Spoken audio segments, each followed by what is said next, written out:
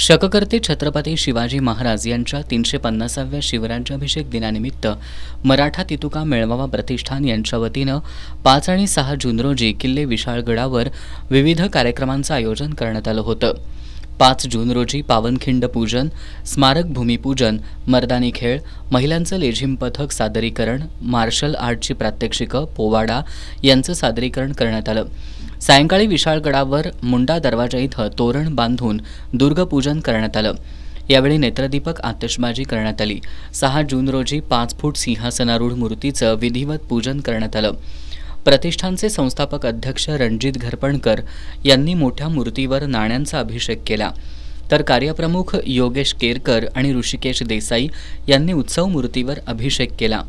यानंतर उत्सव मूर्ती आणि शिवरायांची पालखीचं पूजन प्रमुख पाहुण्यांच्या हस्ते करण्यात आलं. यावेळी शिवरायांच्या जयघोषानं संपूर्ण परिसर दणाणून गेला. याप्रसंगी बाजीप्रभू देशपांडे, येसाजी कंक, तानाजी मालुसरे, कान्होजी जेधे, संताजी आणि बहिर्जी घोरपडे अशा अनेक मावळ्यांचे वंशज उपस्थित होते. या सर्वांचा प्रतिष्ठानच्या वतीनं सन्मान करण्यात आला.